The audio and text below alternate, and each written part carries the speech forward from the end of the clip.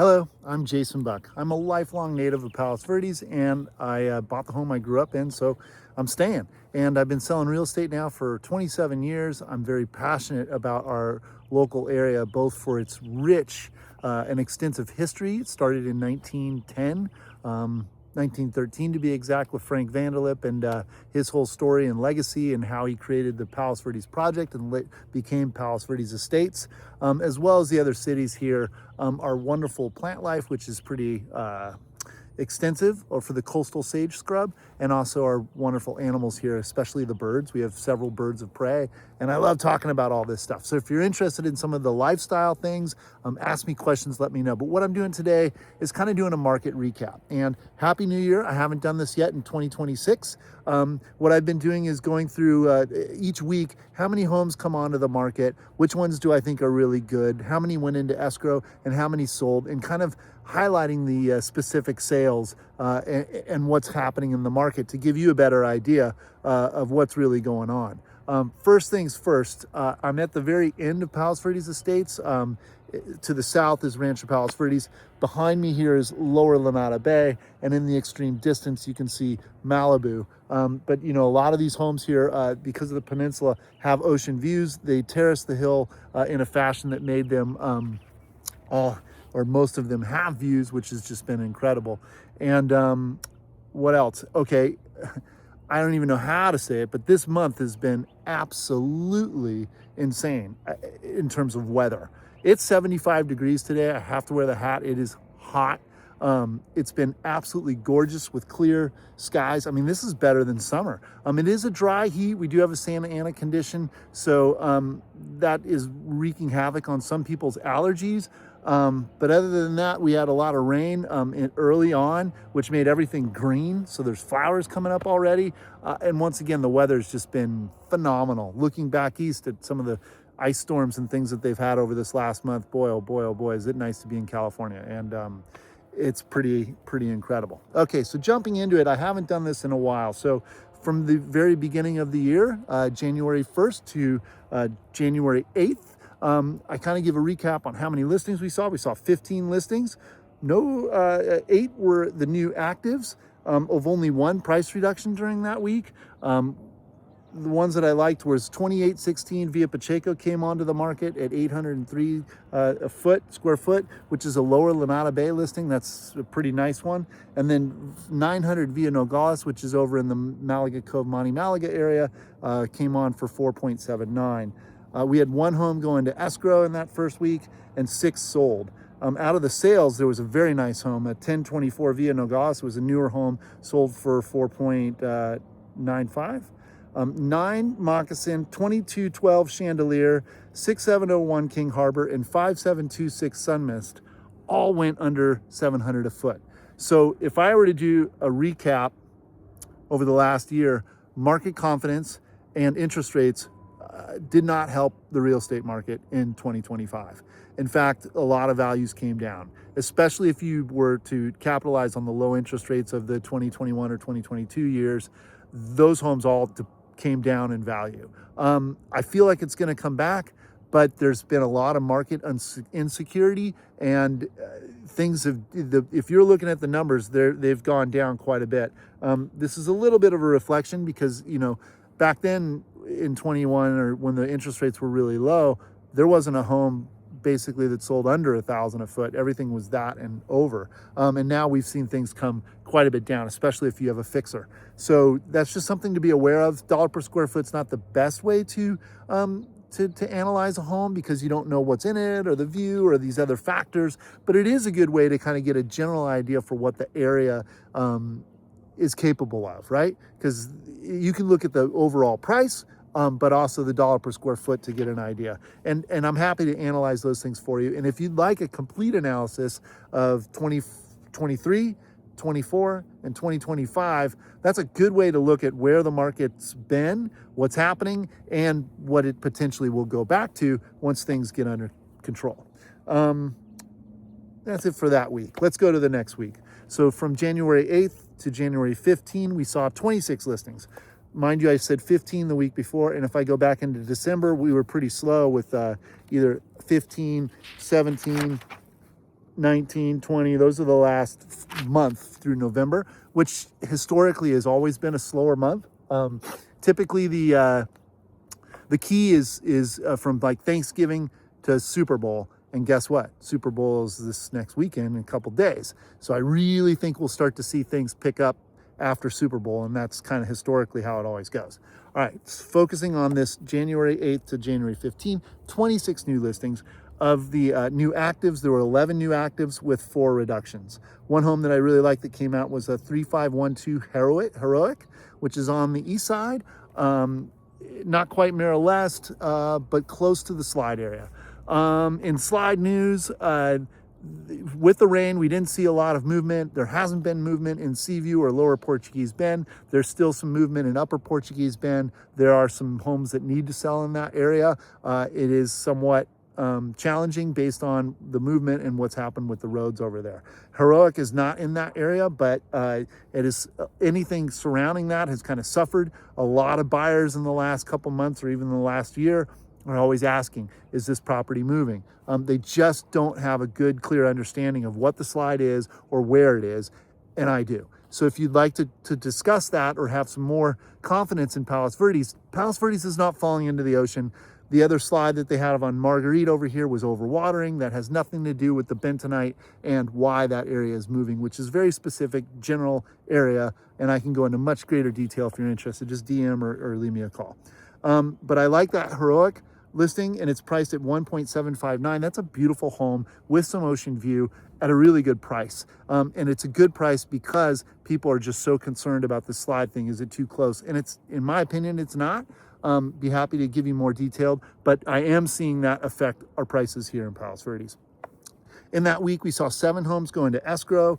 Some pretty interesting stuff here. Cinch Ring, after 256 days, sold. High Tide, after 185 days, sold.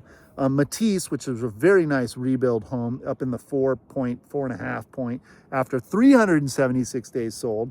And also a house on Quarter Horse sold after 238 days. So some of these listings that were saturated and been on the market for a while finally went into escrow, and it's good that they held out.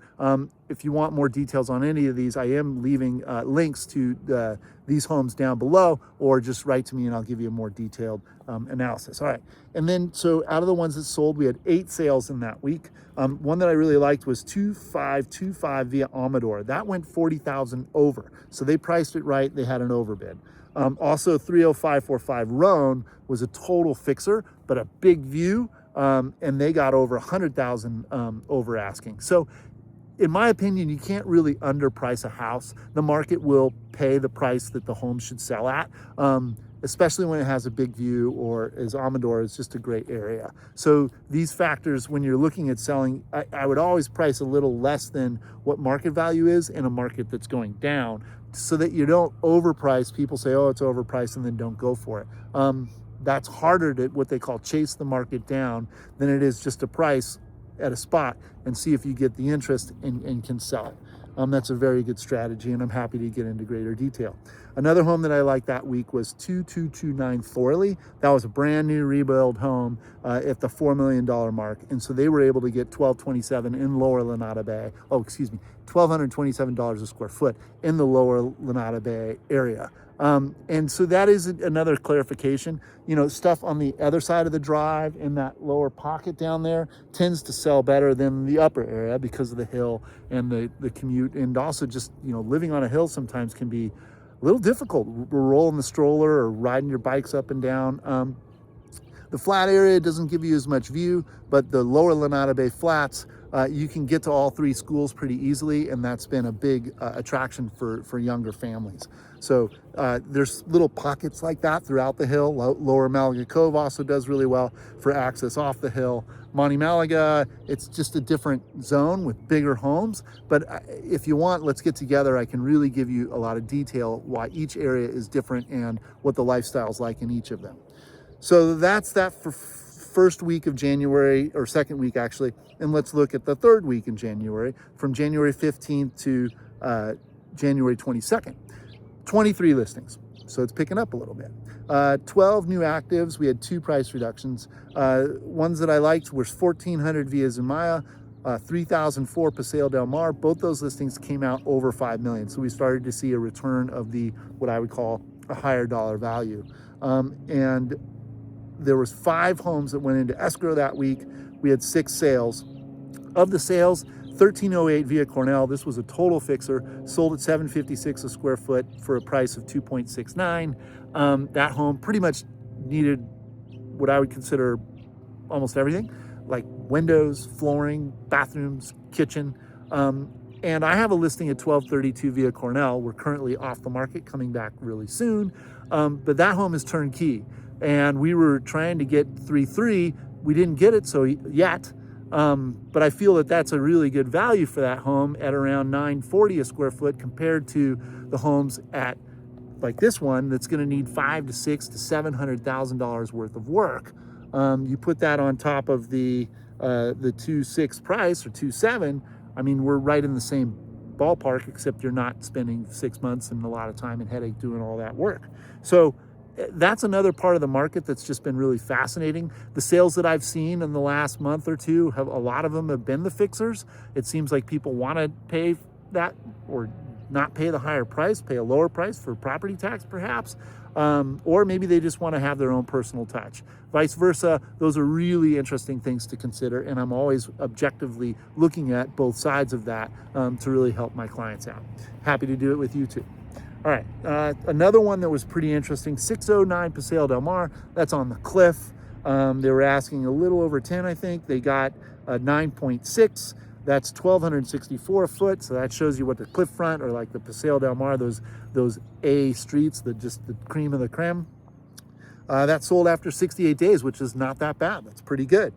There was one that sold 989 via Rincon. That is another one of those streets that's just like, wow. But it was sold off market. So they didn't really go to market to see what the market would bear. And that, therefore, they sold it at a very, what I would consider low price at $642 a foot. It's pretty down. Another one that I did like was 37 Tremonto. That's close to Terranea Resort across the street, and those big homes. That's a 4,200 square foot home that sold for 3.45. So those are a few that I liked. Moving into the 4th week, from January 22nd to January 29, we had 31 listings. So now we're already double what we started with at the very first week. We had 14 new actives. There were 5 price reductions. There were 4 homes listed over 5 million. So once again, we're starting to see those bigger listings come back on. 12 homes went into escrow. Ones that I liked, 27053 Freeport. That was priced really low at 1.495.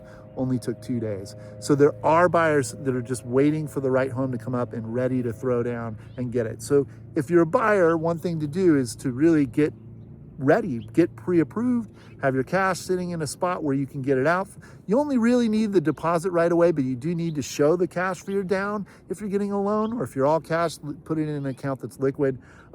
There's a lot of different strategies that I'm happy to go through with you in order to prep yourself for the market. But when that home comes, the best thing to do would be have seen the market, understand the comps and the sales in the area, understand what you can afford, and be ready to pull the trigger. Because I will tell you this, and right now in the last month, I've seen some really, really good deals. And if all the speculation is true and the economy picks back up and things take off, which I've heard several times, you want to capitalize on the lower prices now before everybody jumps into the market. Competition gets greater and it goes up. Torrance has been very competitive in the first month of 2026. I've seen multiple offers, over asking bids, things of that nature. Palos Verdes hasn't had that so much yet.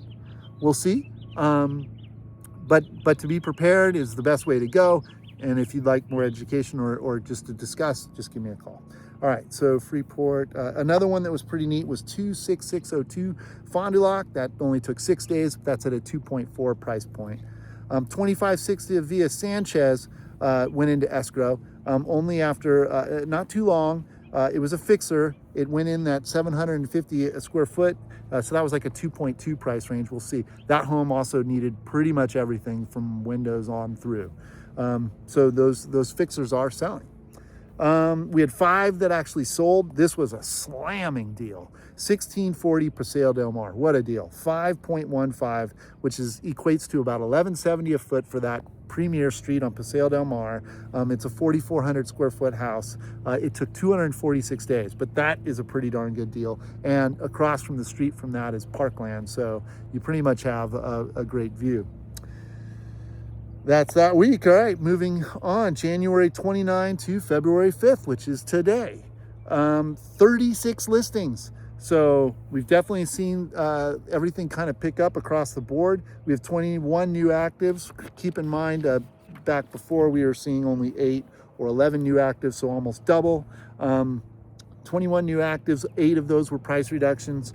We have 7 homes that went into escrow in the last week.